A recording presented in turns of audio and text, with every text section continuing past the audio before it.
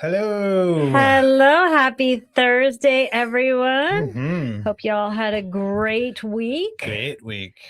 What did you do, Chris? I did nothing all week long. Live. That's not true. I've been busy writing and doing Exactly. pitch decks and stuff like that. So, technical issues. Getting Oops. feedback there. Yeah. Sorry. So, humming and hawing over what we're going to do tonight. We have landed on Mark Carney. We had another plan. That plan is going to move till Monday. And now, because some more updates have happened, I think it's time we finally talk about Mark Carney. We've done it in a little bits, but not enough. Not enough. Agreed. Between your Substack and our TikToks, we just weren't doing him justice. So it was time to make him a part of the show. Yes, to do a semi deep dive on Mark Carney. That is the plan tonight. And where do you want to start? Geez, there's just so much, right? Oh my gosh. I don't know. Oh, you know what we can start with? Okay. What? We didn't talk about this. Oh, right. Our newest edition. Thank you to Laura. Mm-hmm. We were going to sort of play a little, hey, can you guess what our newest edition is? But then I guess I kind of let it out of the bag. We were? That's what we were going to do? Well, I was thinking we could do that. Could you see what the new edition is? Could you guess what it was? I see. But anyway, I'm letting it out of the bag. Mm-hmm. This is reminiscent of the Freedom Convoy. So thank you, Laura, for she makes little diesel cans. It's awesome. Exactly. And all the money that she raises, if you happen to buy one, goes to fundraising causes within the freedom movement. That's right. There you go. And she approached us with a card and an envelope at the conference that we were at last weekend. And I saw this little lump in there and I'm like, oh, please, I'm so hoping that what I hope is in there is a diesel can. And there it was. She gave us a diesel can and it was very nice and very kind. And I'm very excited to add that to this set. There you go. Sorry. Yeah. So that's where I wanted to start because we had mentioned it on Monday's show, but didn't actually say, we said that we would bring it into our show. There it is. Ta-da. Well, we did it. Yeah. So we're big. It's like we could almost do an hour on his resume alone. Oh, we could. You know, when you Google Mark Carney, so much comes up for this man, you know, and he's not that much older than you and I. Maybe add 10 years onto us, maybe. But his resume is so impressive. And by impressive, I mean dangerously impressive. Very impressive. Yeah, I'll say that. This man is an accomplished human being. You know, you can do all the cocaine in the world and you will not keep up with this man. He is everywhere. And by everywhere, I mean literally everywhere. I think I wrote in the description that his tentacles reach into every single wallet on the planet. So if you have financial successes, you have financial losses, Mark Carney's there, period. He's everywhere when it comes to finances. 100%. And he's not just here in Canada. He is in the UK. He is near the EU. He is literally got his hands everywhere. And did you know he has an Irish passport, a UK passport, and a Canadian passport?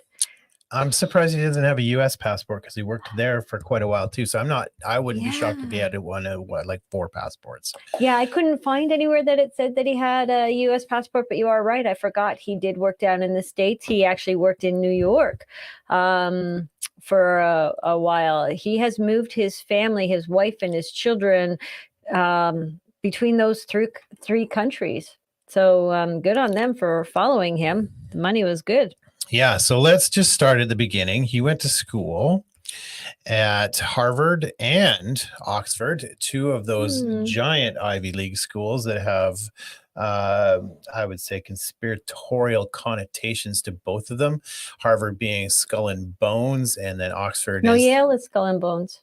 Oh, did I mean Yale? No, he went to Harvard and Oxford, but Yale was skull and bones. Harvard, skull and bones. Yep. I will go to my grave with that. Yes. I think it's Yale. Moving on. But he was born in Toronto, Ontario.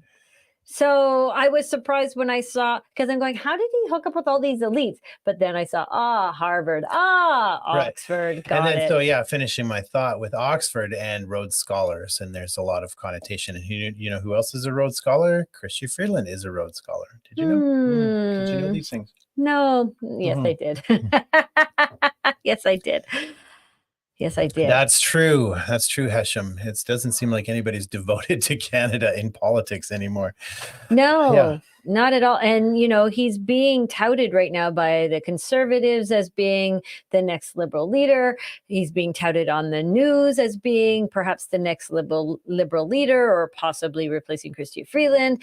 And yet he's another one of those gentlemen that doesn't necessarily have the best interest at heart for Canada, because his allegiances could go to any number of countries. Yeah, well, we'll talk about that for sure. Here's Mark Carney, not confirming nor denying PMs, but this has been the news and the rumors within Ottawa for quite a while. And so here's just a little snippet of Mark Carney's road to Ottawa. Been the Bank of Canada governor, been the governor of the Bank of England. Has anybody ever been the governor of two different central banks, two different countries? No, I don't think so. And after so my in addition to that, probably not.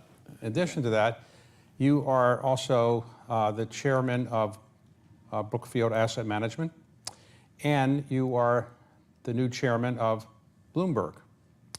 So you obviously like B. It's Bank of Canada, Bank of England, Bloomberg, and Brookfield. But there's a story in the latest edition of a Canadian newspaper, I think 2 days ago, that's saying that you might also be the next Prime Minister of Canada.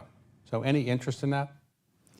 In the story, not in the story per se. It's interesting. You say the same thing over and over, but it gets heard differently in different contexts. And I think that story is probably more indication of the current environment in Canada. In other words, you wouldn't be uninterested in that. I'm interested that we have an effective Prime Minister in Canada. Okay, so Prime Minister Trudeau, and you know him. I know him well, yes, and he's done a very good job. Okay, so, but we'll take that as maybe. All right, so I won't pursue that anymore, all right? Speaker, the incoming leader of the Liberal Party has just given a speech and given advice to his soon-to-be predecessor. He said that he agrees. This is Mark Carney. Next question. Adrian Morrow with the Globe and Mail. Prime Minister, did you and your staff discuss the possibility of replacing Chrystia Freeland as Finance Minister with Mark Carney? And did you raise this issue with Mr. Carney personally? En français aussi. I have been talking with Mark Carney for years now about getting him to join federal politics. I think he would be an outstanding addition at a time when Canadians need good people to step up in politics. In regards to Chrystia, she has been a close friend and ally and partner in doing really big things for Canada, and will continue to be. Delivering the largest housing and most ambitious housing program in Canada's history, delivering on childcare, transforming our economy to be ready for the 21st century. These are all things that Chrystia has led on and will continue to. I have full confidence in her abilities and on the work we're going to be doing together. Wow, glowing resume padding, glowing reference from a former boss as he stands in front of the NATO logo, while at the same time neither confirming nor denying Mark Carney as an incoming now deputy prime minister. And that was a bait and switch, because it's always been speculated that Trudeau will step down at some point and Mark Carney will step in. And that's why we're doing this show. This is very concerning. It is, and we feel that it's really important to understand who our unelected prime minister may be coming up soon. Now, going back to what they were talking about, him liking B's, Bank of Canada, Bank of UK, Brookfield, Bloomberg. I just wanted to note, he is the first non British born Bank of UK chairman ever. And the Bank of UK has been in effect since 1694. So that was interesting when I read that. Right. And you mentioned glowing glowing resume. To add to that glowing resume, Reader's Digest. Oh, I meant with Chrystia Freeland. He's padding her Oh. resume and giving her a glowing report, because the actual rumor is that she's next step is NATO for her. And why wouldn't they? Because they're attacking Russia on behalf of the Ukraine, and she has just used her platform to attack another country because she supports Ukraine. You know, hotbed of Nazism, granddaughter of a Nazi. She's Nazi. So why not? But what I was saying to pad Mark Carney's resume, he actually won. Now, this is funny given what the rumor mill is right now about him becoming the next Prime Minister of Canada. In 2011, Reader's Digest voted him editor's choice for the most trusted Canadian. That's interesting. That is very interesting, because we're going to show you why he's probably one of the most devious Canadians he rivals like Chrétien for corruption and deviousness, and he's going to rape this country if he gets in. And we're gonna talk about all of that stuff. So we went back to college. We didn't check out his bloodlines. We didn't check out his family history. We just stopped at college and came forward, because literally, if you print off everything on his resume, it's pages and pages and pages. So we're gonna skip a few steps. So it's not like we don't know that it exists. It's just we're gonna skip a few steps because there's just so much to cover. So we're gonna start at Goldman Sachs with him. 2008. Well, pre-2008, he left right before the 2008 crunch. So now, in case you don't know, the 2008 crash, Goldman Sachs is largely credited with having a lot to do with the destruction of the economy at that point. They had a very manipulative hand in the pie when it came to that going down. And he had left just before that. And where did he go? He started hanging out at the BIS and over the IMF. Surprise. Right. While at the same time, he was governor of the Bank of Canada.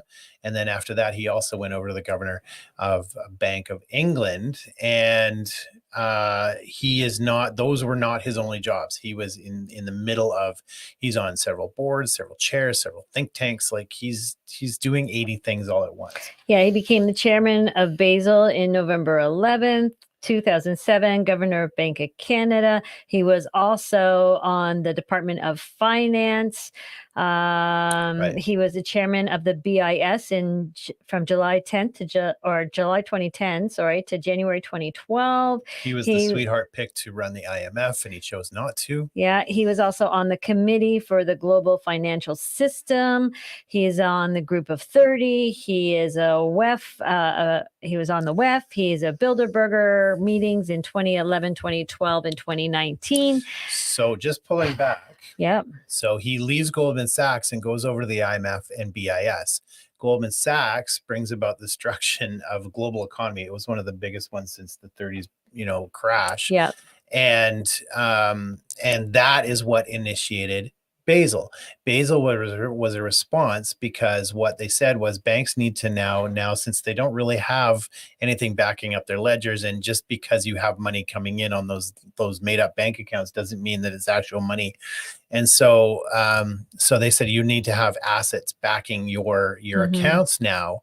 And it's been voluntary, and it's been a small amount, but Basel 1 has gone through, then Basel 2, Basel 3, Basel 4.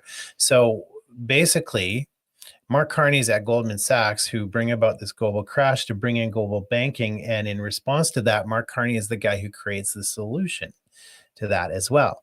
And by Basel 4, Basel 3 is mentioning it. Basel 4 is now going to implement, and now it's going to start becoming mandatory. They're going to start implementing climate change and green energy and net zero initiatives within the financial institutions. So this is where it's been heading all along. Right. And just so you know, anybody who knows a little bit about history as well, he helped correct or bring in the solutions. I don't know if he actually brought in the problems, but he definitely didn't help the situation. He was working with the World Bank when the IMF and World Bank loaned Russia back in 1998 when they were going through the Russian financial crisis. They actually loaned, he was one of the people that helped loan back in July of 1998, Russia $22.6 million to try and help out their financial Million? situation. Oh, sorry, billion, Yeah. 22.6 billion. Ooh, the big difference. I think 26 Putin's billion. golden corral for his horses Excellent. costs 26 million. Yeah, but, and believe it or not, Putin was not in charge at that point in time, but they later discovered that $5 billion of that 22 billion went missing. It was stolen, and that is when Putin was brought in to the Russian hierarchy, I guess. So I'm going to guess that their financial security, there's another S there. He was fired and Putin was brought in. And I'm guessing it's over that $5 billion. But yeah, so Mark Carney was part of the solution there, loaning the money and then doing a floating peg for their ruble to US dollar currency and what have you. But also, and this is important, Russia managed to get their shit back together very, very quickly because they just didn't depend on money or fiat currency. They actually diversified and also had a whole bartering economy happening. And that's what helped bring Russia out of their financial crisis. So that might be something to take note and keep in mind for maybe near future here in Canada. Having an alternative bartering community helped Russia. Putin also sold off a bunch of their assets and to public or private interests. So he sold off a good chunk of their assets. And as ironically enough, Chrystia Freeland wrote a whole book on it back in the day. So she was very critical of Putin for that very thing, which is so ironic because now she's doing it, right? Either, well, not that I would ever say that she was the hero, but you either, live to be the hero or die young or whatever. Exactly. Live to be the villain. Yada, yada, yada, yada. But they did understand Fish for a day. But they understood the value of oil, and they understood the value of food processing plants, and they understood the value of trade. And that's how they got back on in power. And if we know anything about what's going on in the economy right now, the US dollar was based on oil, and now they no longer have that contract with we covered it last show. Exactly. Like, how many food processing plants are getting destroyed, blown up. So Putin at least, or Russia at that time at least, was smart enough to understand food processing, super important, trade, super important, oil, super important. And we just keep letting those things catch on fire and shutting them down. Having an almost complete monopoly on the world's nitrogen that they use for farming doesn't hurt either. That was their trade when they realized how important that was. So anyway, so that's back to Mark Carney. So that's an offshoot of Russia. So that means that Mark Carney had some influence in Russia. He has been a part of, on and off, the One Planet Summit, which is an offshoot of the One Planet Sovereign Wealth Fund, which is all basically Middle Eastern companies. So he's got his influence in there. He's had his influence in Canada, obviously, and then the Bank of England, obviously. He's got financial influence in the United States, and then he's part of something called Glasgow. GFANZ, Glasgow Financial Alliance for Net Zero. So this is basically heading up banks and investment companies and insurance companies to make the switch to green energy. And this is where it gets pretty devious. Exactly. He did a speech back on December 2020. It was called, it was the Reith Lectures, which is something that's on the BBC programming. And bring that up at the same time. And you know what? Anita Anand was the presenter Of course she on was. that show. Anita Ann's name keeps popping up. Maybe she's part of the. I no doubt it. She signed the evilness. death warrant for like millions of Canadians, so of course. Exactly. So it would make sense that she'd be working with the most devious man, in your words, most evil man in my words. But anyway, he did a show back in December 23rd, 2020. He did a 4-part series, and I listened to the 4th part today. And oh my gosh, everything he was saying in that 30 to 40-minute show was everything that Chris and I heard at the UN SDG summit last September. Right. And I couldn't believe it that here he was publicly saying it back in 2020. And we Right. were too busy with being locked down in our homes to know that this is what he was saying and this is what he was eventually going to implement on us. Right. It was just under the radar completely at that time. So here's some of the think tanks he's a part of. So remember, it's think tank, and then false science, then legislation, then news backs it up. That's the cycle. And then he's also part of the Financial Stability Board, which answers right to the group, the G7. He's part of Chatham House, which is Council for Foreign Relations Britain. Bilderberg meetings. He was speaker there. He's been involved with the BIS, IMF, Goldman Sachs, One Planet Sovereign Wealth Fund, Trilateral Commission, Bilderberg Group. So those are like, if it's global, he's there. Mm-hmm. But it's not just that he's there and a part of it. It's not like he wants a seat at the big table. He actually is at the big table, and it gets deeper and deeper the more we go. So here's what Mark Carney has been working on. He has been working on for quite a long time in creating investments and getting investment companies to get on with green energy. He's been doing that for years, well over a decade. Mm-hmm. And he is now the UN envoy to climate change, or climate change. And so basically what's been going on in a nutshell, here's the scheme. You get your buddies to invest in green energy, which has no value at all. And then you start getting yourself in positions of power, both within the government, within organizations, to bring about, as the UN is doing, as Canada is doing, to bring about climate policies. Not only is he bringing in climate policies, and not only is he making money off green energy, so he's forcing the policies that he's going to be making money off of. Not only that, he's retooling the entire economy to shift it over to green energy. And now he's figured out a way to push banks into doubling down on green energy, which they don't want to do because there's no money in it. They don't want to do that. So there's only one way to make it so that green energy has any value, so they get off of oil and they can bring this agenda about. And remember, it's an agenda of control at the end of the day. The only way they can make green energy anywhere near valuable is by attaching a value to carbon. And he says it in his book, Values, that you have to attach carbon, or carbon tax, or a carbon price on excess carbon. Exactly. And then all of a sudden this green energy has value, and all his buddies that have been investing in this stuff for 10 years, now all of a sudden he's just going to switch it over and they're going to start making money.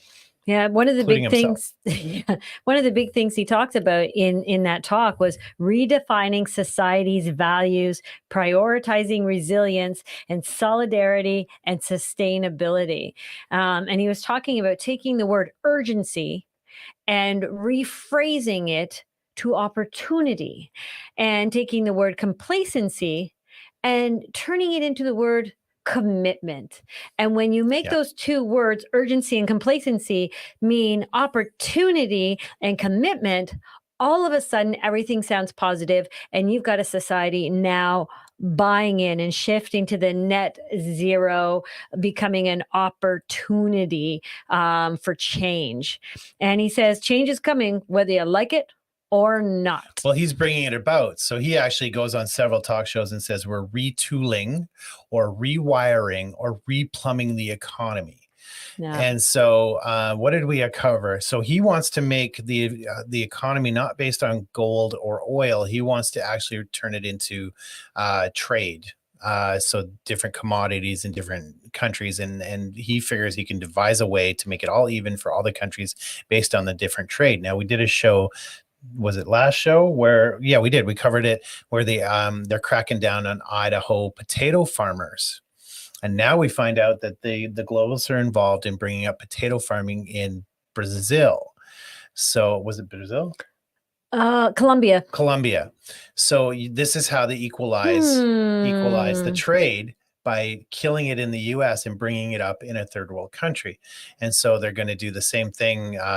Apparently Canada's price for gold on the world market is like 1/10 that of other countries. So this is how they're doing it. They're redistributing the value across the globe, and he wants to retool the economy based on that trade. The bartering system. Right. So this is part of what he's doing, all in an effort to bring it about as a climate change scenario. Yeah. Now Hesham says banks aren't supposed to get involved with the environment. They're all about money and finance. They are, and they're not making the jump to oil, and that's where the carbon thing comes in. And that's they're not making the jump to environmentally friendly, right? And investment. But we covered this in carbon colonization. So basically what they're doing is they are setting a baseline of science. Then banks have to assess their risk from climate change based on this false baseline that they're creating. And how they're basically, let's put it this way, insurance companies insure houses in northern Alberta, and then Alberta has these wildfires. So now all these insurance companies are on the hook to replace all the damages for these houses. So what OSFI now is saying, the Office of the Superintendent of Financial Institutions, is saying you need to actually assess your risk going forward, because climate change is such a risk. Now insurance companies are going, well, yeah, I don't want to pay out, so now we have to assess this risk, and the baseline they're given is really false. So they're convincing banks and financial institutions that there's a risk inherent with climate change. So now if it can give a value to carbon, now what banks are going to be expected to do, and I think we got a clip explaining this, is that they're going to have to do a climate report. Climate risk management report. Right. And so they're going to have to report their carbon usage, and that carbon usage is included by the clients that they finance. So in order to get their carbon credits down, they're going to have to assess which clients they want to keep and which clients they don't want to keep. So thereby forcing people to other banks that won't get financed, and then those banks will give up on them and whatnot. And that's how they're bringing it about. And yeah, that's it in a nutshell. That's it in a nutshell. Sort of a nutshell. Well, we've got a whole thing on it. But it's not just banks, it's insurers as well. It's banks and insurers must help by understanding their carbon, and this is his words. Banks and insurers must help by understanding their carbon emissions they are financing, and develop strategy for managing them, and disclose their plans. Right. I did a clip on it. Change is the biggest risk to the world. But when you turn it around, if you're part of the solution, it makes it the biggest commercial opportunity in the world. In effect, we're going to rewire, so to speak, the entire global economy. Yeah, we don't even have a price on carbon yet. When will we get that? Well, we don't have a price on carbon, but what I think our message on Wednesday to world leaders, to policymakers, to business people around the world is finance is going to be there, and finance is going to be there in two respects. One, we've retooled the financial system. We've changed the plumbing, if you will, the financial system, a bunch of very worthy reforms that actually, to be honest, only the audience of Bloomberg would fully understand and appreciate, and we can go through them for the next hour. But, think mandatory disclosure, think stress testing, all that. So part of it is retooling, but then it's also about financial institutions stepping up and saying that they are going to finance this transition, this enormous $100 trillion transition that needs to happen over the next 3 decades. They're going to finance it, and they're going to mark their own homework. They're going to show up year in, year out, say what their emissions are of their clients, have specific strategies for reducing carbon, fair share of 50% down by 2030. That's what the Glasgow Financial Alliance is all about.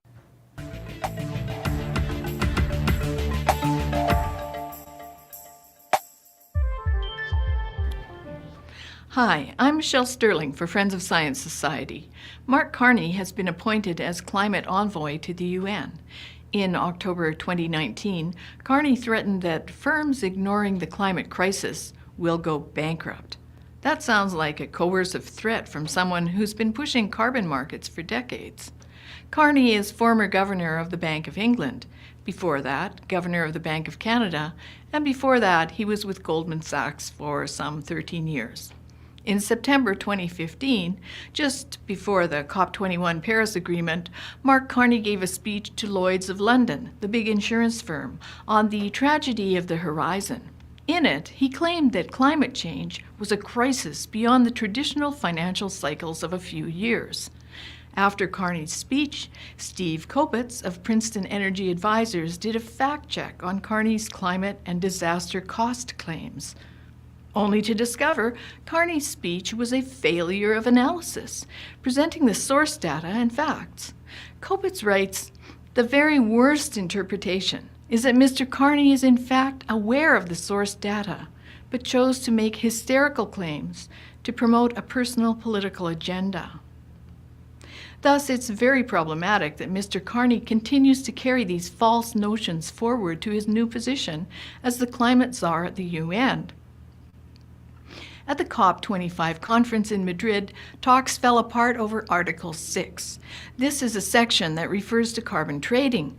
As Joanne Nova has shown, carbon trading is a huge business for banks, pension funds, and institutional investors.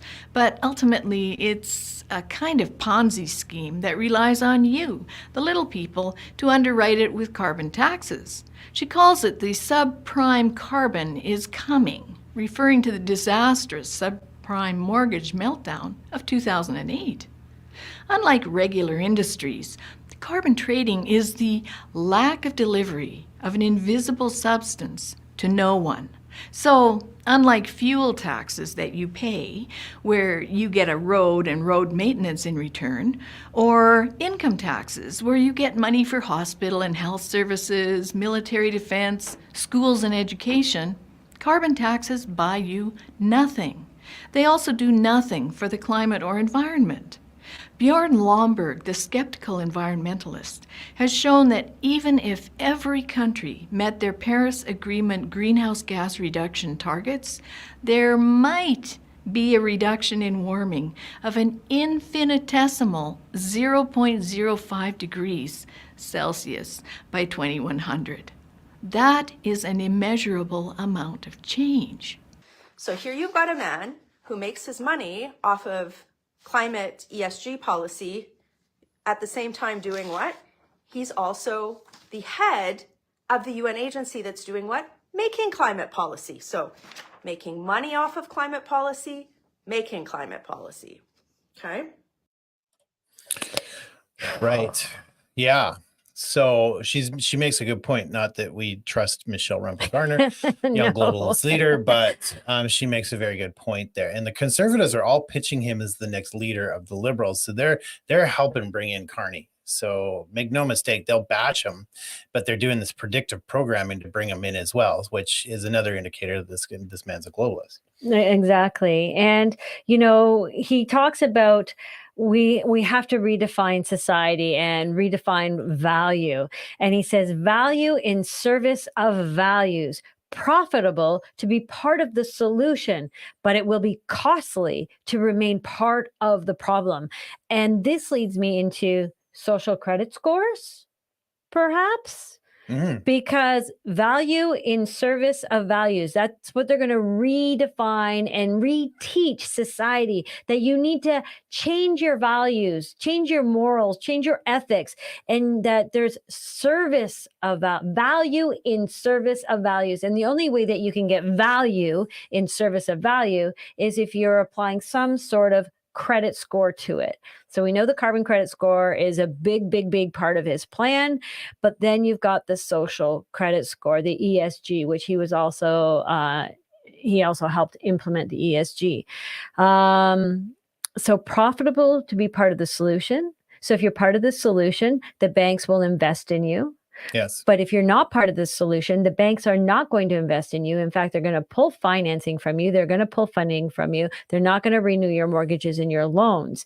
And not only that, they're saying that you as a person, it's going to be up to you to help push this agenda. Right. I I suspect that we keep talking about social credit score and carbon credit score. I suspect at this point that it's actually going to be one in the same, and they're going to pitch the social credit score along the same lines as they did with the bioweapon, that you need to take it for the betterment of society, and if you don't do it, you're going to kill people, and that was how they did it. And just a side note, we got called out on our last show for using the word vaccine. We just do it for ease and convenience, but no, it's actually a bioweapon. So you're right, we should probably watch our words on that. So they did that, and so the same thing with climate change, as they keep going down this road and convincing people that you're going to die unless you get on board, which is a complete lie. Then if you ride around in a truck, then you are going to get massively bullied, and you're going to have to fight for your right to be in a truck. And so the carbon score will automatically just sort of ease itself into social credit scores as well, is what I think. And again, he is redefining words. So instead of saying forcing you into this value system, it's actually empowering consumers to direct their savings to support the transition, because the whole economy will be transitioning. So it's empowering consumers. He's really good at words. I'll give him that. He's incredible. Yeah. I'm listening to him speak. Every time we've listened to him speak, you've got a plethora of files of him speaking. And the way he uses words, you go, oh, that sounds great. But then you go, whoa, wait a minute. That's social credit score. That's social engineering. That is transhumanism. That is carbon credits. That is forcing, incentivize, empower. Is really force. Yeah, to watch mandate. him talk, you're just saying this man seems logical and reasonable and not emotional, and he comes off like he's going to be like a liberal Harper, and everything's going to be great. But then the cracks start showing, and you can start seeing the dark underbelly underneath. That's it. So we covered this in carbon colonization, this whole topic. We covered it in our SDG summit one, and that's where we started figuring out, oh, this is where they're going with it. So. Exactly. And, and all of this is a way to make you feel empowered to now lobby the government to have more value in our society. We're going to, in Mark Carney's world, he's empowering us to hold our government accountable and to cheer on tax and spending measures. And it's going to come from us, the little people. We're going to say carbon pricing and target investments in energy sectors and new rules and mandate for clean fuels and greater energy efficiency. And that's going to come from us, because the banks are going to empower us on how to direct the world, how to direct our savings, how to direct our future, our food sources, every bit of us. Right. Like one of the biggest topics at the SDG Summit was got to get into the colleges, and we got to start re-educating and reframing everything at the college level. And one of the things that they're doing is they're taking these climate change activists, these momos that go and throw paint at like priceless works of art. I actually would probably lose my stuff if I was in the same room and I saw that. But that aside, they're teaching these educated people. These are the same people that are saying Queers for Palestine. This is the level of education you're dealing with.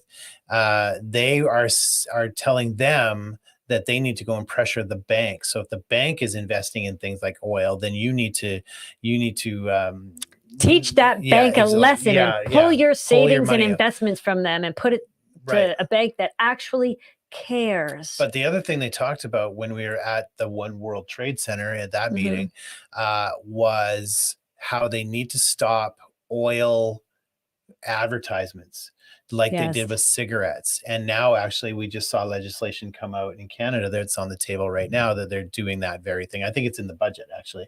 Yes. Where you can't advertise for oil and gas anymore. So Exxon, you'll be penalized. Yeah, Esso and all that stuff. So they're removing the advertisements. So they're basically censoring or canceling oil. And now, so they've shut down the conversation, and now they can do basically whatever they want. Exactly. It's crazy. Yeah, and another thing he said was solutions. Solutions must be tied to fiscal, economic, and social well-being, and we need to leverage social coalitions that have formed for climate action with just transition. And the funny thing is he says that there's three things that you and I need to do. He says you need market forces. You can find out how your company plans to meet net zero targets. So it's up to you to go to your boss, the company that you work for, and ask them, how do you plan on getting to net zero? What is the company policy? And if they say they don't have one, it's up to you to shame them into getting one. What, don't you care? Why do they do this? Because they can't police it. They don't have the power. They don't have the manpower. All we have to do is say no, and it's done. So they need to get us to police ourselves or police each other like they did with COVID, right? Exactly. The second thing he said is your savings in what banks and pensions. It is up to you to ask them, how are they managing their investments to get closer to net zero? And again, shame the bank manager, shame those bank tellers. Don't you care about our earth? Don't you care about the future for your children? If you don't do this, I'm pulling my money out and giving it to a bank and an insurance company that actually cares about us and cares about our future. And then the third point he went on was, don't ask what you can do for your country, but what can your country do for climate? So it's your way to lobby the government about making policies about valuing our earth, valuing our climate. He's taken John F. Kennedy's words and flipped them around. What can we do, but what can you do, our country do for climate? I was blown away. If I didn't know what the overall agenda was, I might have been melting listening to this man talk, because he was empowering. And I'm like, yes, I want to be part of climate change. I want to save the world. Yes, I'm going to be a better human being. I'm going to recheck my value system. Right. And he's got a nice smile, and he comes off so slick, and just to listen to him, you would think that this man is very genuine. So let's do some pulling the curtain back now on Mark Carney. Now, this is part from his book. This was from an interview, and I just wanted to play this part where he read out part of his book, Values. I started reading Values, and it's like it is the blueprint for total control. The interviewer in this show also said, your book is it's more Karl Marx than Groucho Marx. Yes. So you've made reference to the fact that it's very Marxist. But here's portion of, we'll point out why this is important in a second. For 12 years, you write, I had the privilege and challenge of being a G7 governor, first in Canada and latterly in the UK. During this time, I saw kingdoms of gold rise and fall. I led global reforms to fix the fault lines that caused the financial crisis, worked to heal the malignant culture at the heart of financial capitalism, and began to address both the fundamental challenges of the fourth industrial revolution and the existential risks from climate change. I felt the collapse in public trust in elites, globalization, and technology. And I became convinced that these challenges reflect a common crisis in values and that radical changes are required to build an economy that works for all. Now, they made mention to the fact that he was there to fix the fault lines that caused the global crash, and he's referring to Basel. And Basel, again, it's got to get on your radar, because Basel has been just creeping up for a very long time. Now we're into Basel IV, and when they start enforcing it, banks are going to go bankrupt. And that's not going to be good for any of us. No. So that is one thing. We've already gone over how he's manipulating the markets for financial gain and all his buddies. Now, you would think, well, he comes in order to restore balance in Canada, he's got to bring the economy back, right? So Trudeau and Freeland have gone through so much waste that our economy is like hoopered. And so here's what Mark Carney has to say about restoring the economy in Canada. The pandemic left scars on mental health and shortchanged educations. They're worried that rampant technological change will replace jobs. And they worry, as we've just heard in the panel, they worry we've done too little to arrest the mother of all anxieties, the climate crisis, making it the defining issue for those who should be entering the prime of their lives. And finally, people are worried about their identities. Following the divisiveness of the pandemic, and let's admit it, our hyper-targeted modern politics, people wonder what binds us together, what common responsibilities accompany universal rights, and what are we trying to accomplish together? Right now, here in Canada, we have a right-wing populist claiming that Canada is broken. When politicians proclaim that our great democracies are broken, it's not because they want to fix them. It's because they want a license to demolish. It's a model, and it's a repeated model, that uses a constraint to, quote, starve the beast of government, in the misguided view that slashing leads to growing. Starving the beast was the reflexive response of Pierre Poilievre to COVID. He saw a humanitarian catastrophe as another chance to cut taxes and spending. so much in there. Like you say, you know, the word salad, he looks really great, it looks really slick, but what did he talk about? Universal rights.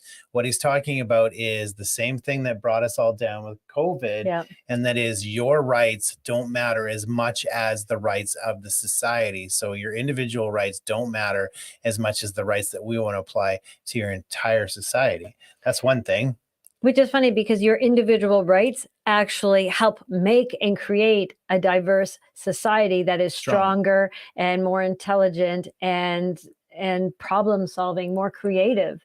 Right. Now he piggybacked that off of him saying people are lost and they have no identity. That is because they've spent all this time trying to erase identity and using their parrots within the media to cause division, cause confusion. So he highlighted all of those things as if his globalist buddies and him were a part of actually making that happen. And then he piggybacked it with universal rights as the solution to the problem that they created. And we're not even mentioning what happened right at the end there. We haven't even brought that up yet. Don't you feel safer as a community? Don't you value our community so much better knowing that this is the guy that they are touting to be the replacement for either Chrystia Freeland or Justin Trudeau?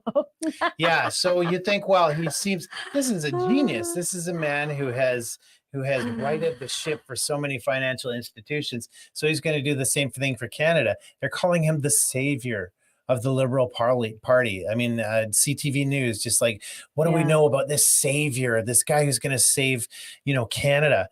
And he finishes that speech off with saying, Pierre Poilievre, that loser, that evil guy wants to cut taxes and spending within the government. This isn't the time for that. That's not how you make your economy grow. Tax more, bring more government in.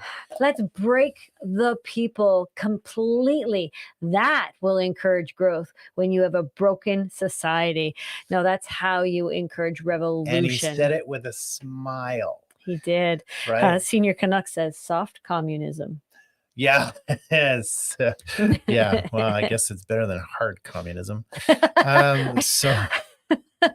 What is the difference between hard communism and soft communism? Because, I think at the end of the day, it's going to be hard. I think that they are going to bring everything in all at once. I think soft communism bringing in was the boiling frog that we've been experiencing the last 4 years. And I think they know we are done with that and that they can't boil us any longer. So they're just going to turn up the heat and fry the F out of us. It is going to be hard communism, hard fascism all at once. They're not going to boil us anymore. When they decide, and I think it's going to be fall, but that's just my opinion, when they decide that they are done playing and boiling us, they're just gonna bring everything at once.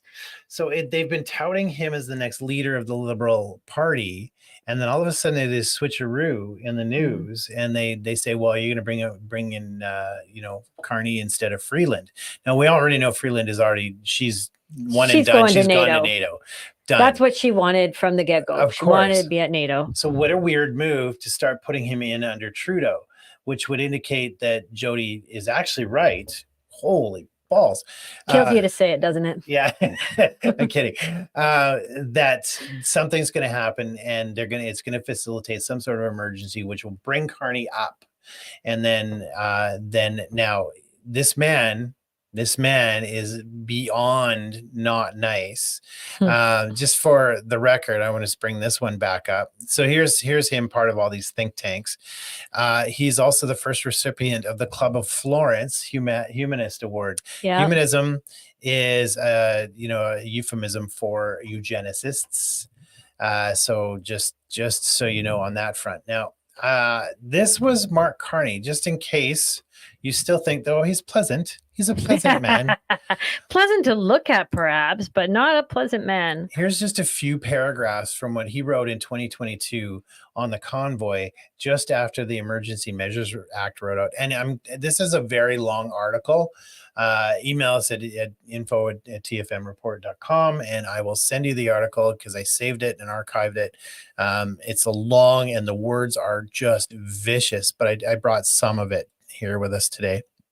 It's time to end the sedition in Ottawa by enforcing the law and following the money.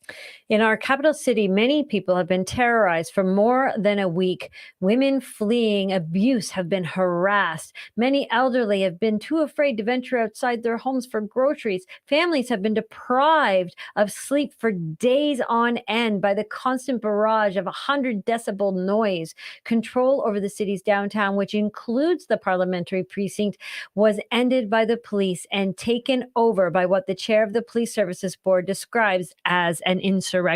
Now, did any of that happen? No. Okay. Well, the police did definitely end it, but they were the insurrection. It wasn't us. Harassment and the abuse and the terrorizing. And that was the police. And somebody mentioned on the last show, or no, maybe it wasn't on the last show, but somebody made mention in a meeting I was in yesterday that they met me at the Swiss Hotel because they had parked beside my vehicle, and my vehicle had been ransacked and vandalized. Right. They left his Audi, beautiful, brand new, expensive car alone, but trashed my vehicle. And what we found out from police later on was that over 100 vehicles, all with Canadian flags on them, all got trashed that night. So it was actually the people that were peacefully dancing and praying and singing and sharing their food and sharing their shelter with the citizens of Ottawa. It was them that was harassed by the citizens of Ottawa. Either their vehicles were smashed or their stuff was stolen. I don't know how many barbecues and wood was stolen from people on the streets.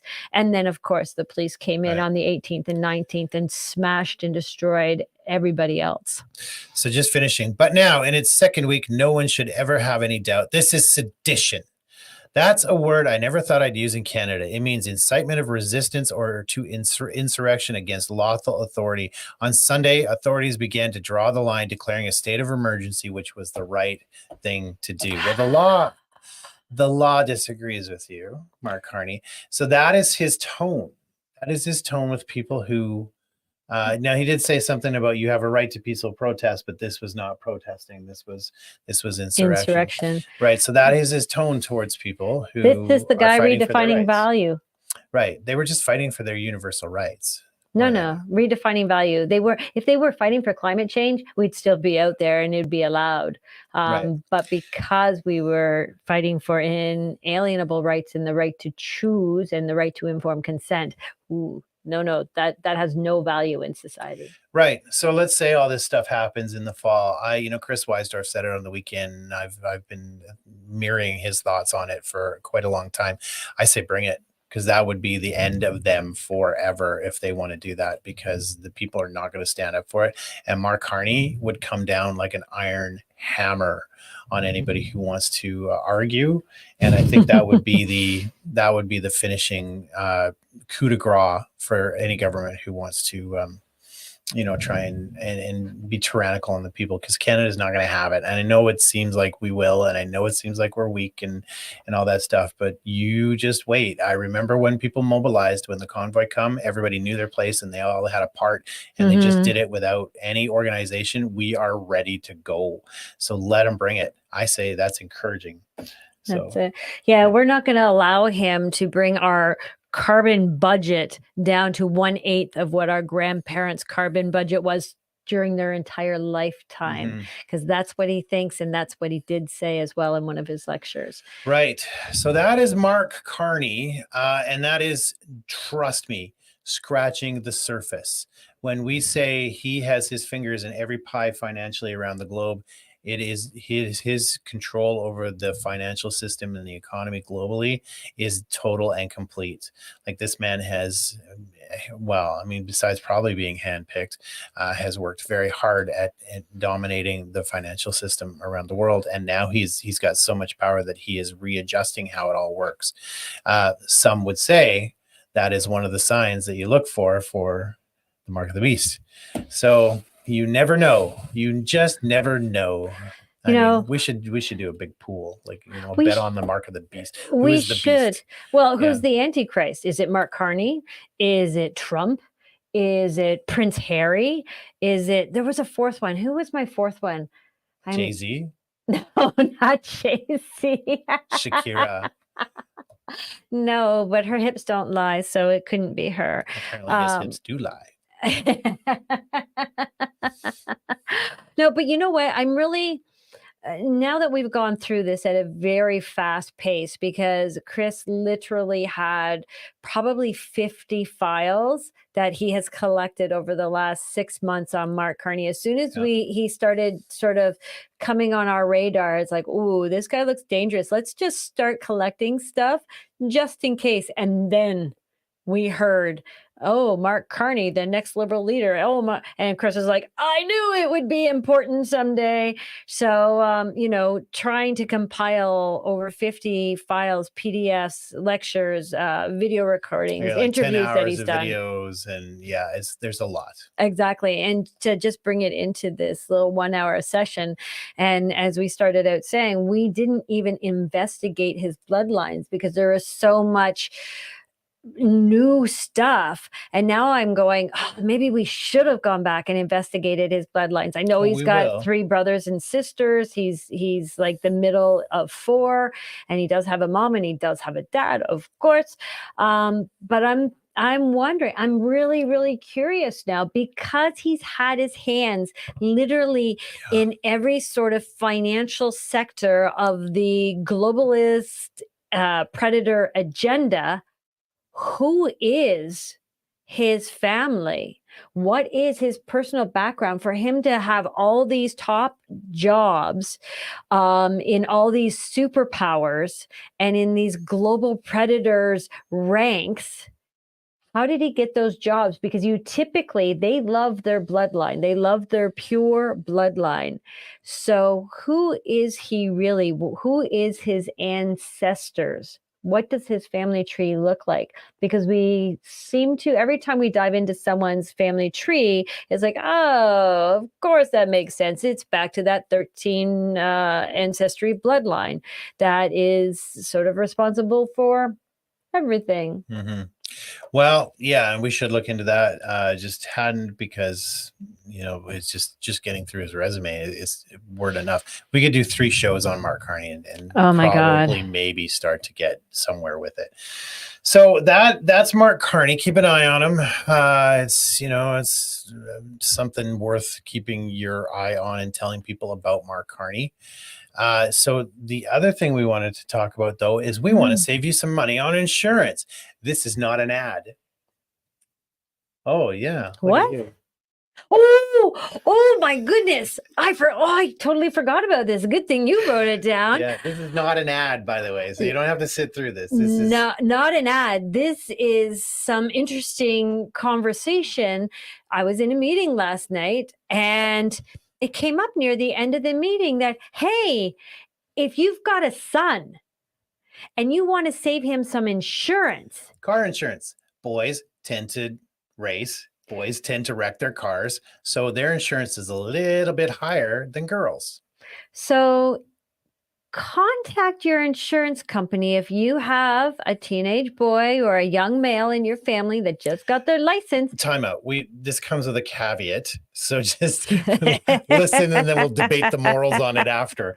Okay, go ahead. Contact your insurance company and ask them if your son is contemplating his gender, perhaps is feeling non-binary today, isn't quite sure where he's going to fall, how would that affect his insurance? Because right now, 2 very different insurance companies that insure automobile drivers, one friend called, saved their son $700. Another friend did this months ago, called on behalf of her son and said, he's still trying to figure things out. He's not really sure. Saved her son $550. And here's the punchline. They didn't have to change the driver's license. They didn't have to supply identification. They didn't have to supply a doctor's note or any backup that their son was not sure today whether he was this or that, or where exactly his gender ideology lies. He's kind of non-binary at the moment. Today. No it's backup. Kind of fluid today. Kind of fluid today. They saved, so between those 2 families, they saved approximately $1,300 on car insurance for their son. Right. So you want to pull money out of the global predators' pockets? That might be one way that you could do it while saving your son some money. Okay,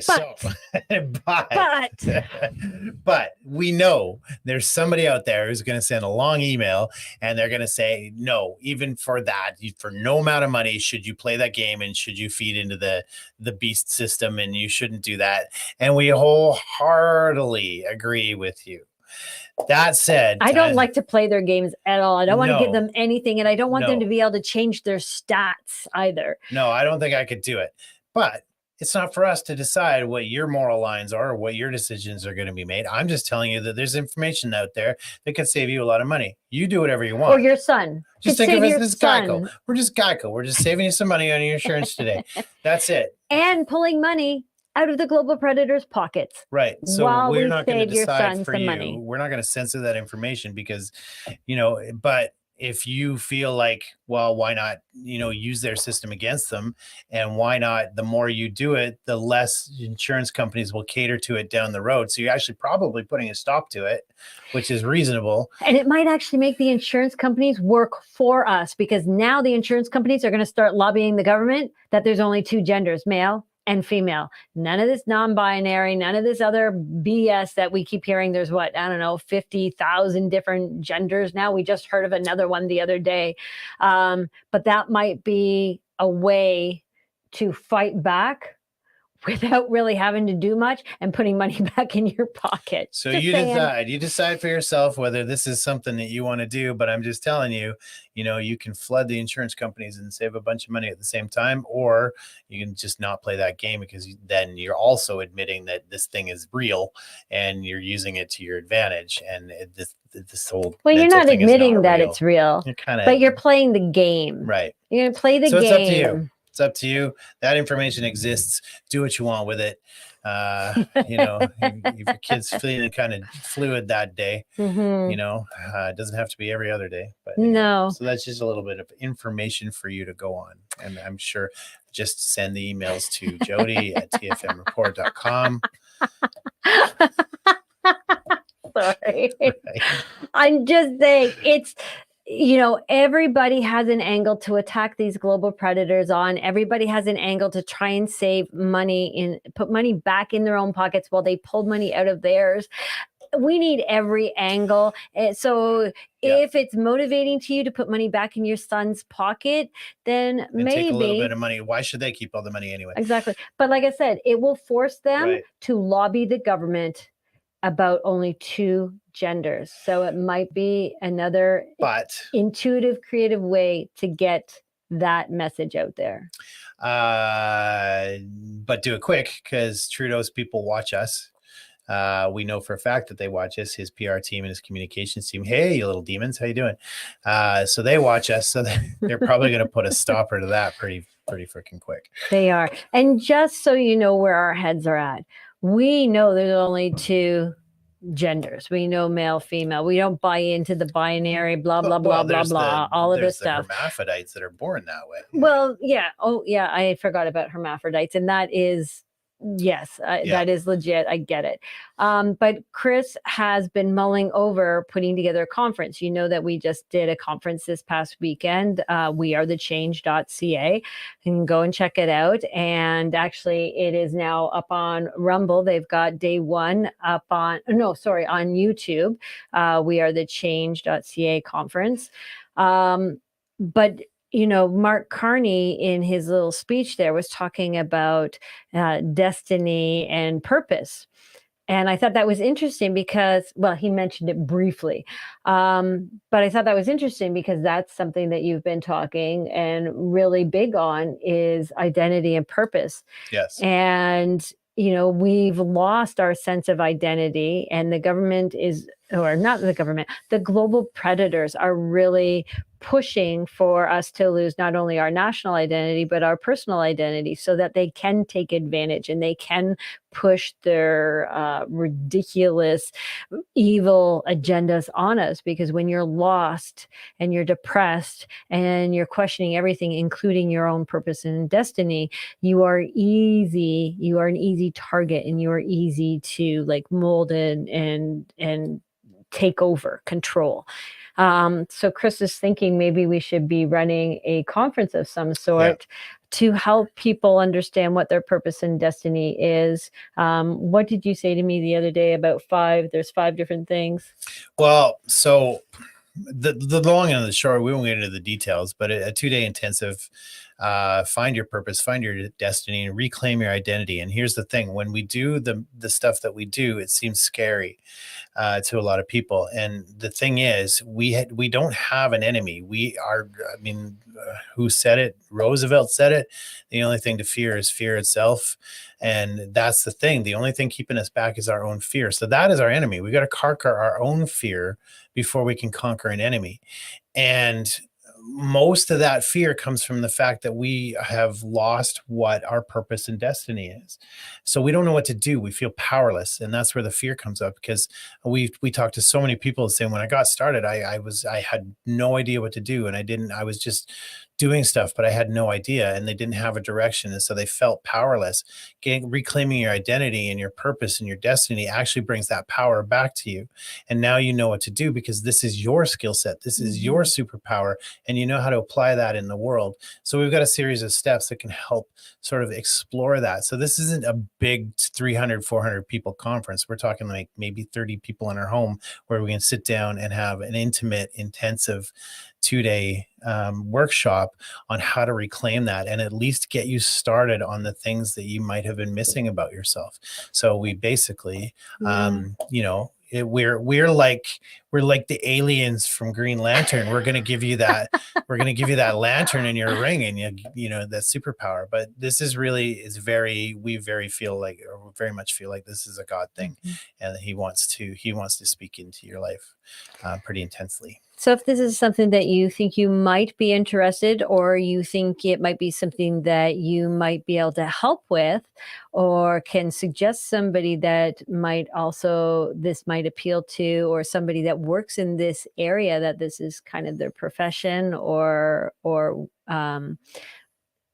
in their wheelhouse, please reach out to us at info@tfmreport.com. And if we can pull the right people together and pull the right weekend together, then we are going to do this, because I think it's one of the solutions going forward to help empower us in the right and correct ways.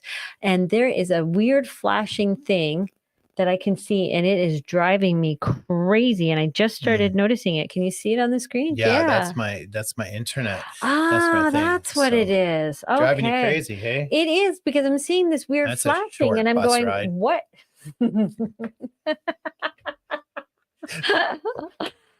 All right, Black. All right, It's gonna be everybody. a long night. Yeah. We will see you on Monday. Have a great weekend. Yes. Thanks, everybody. I'm trying to find our out video. Here we go. Okay. Good night.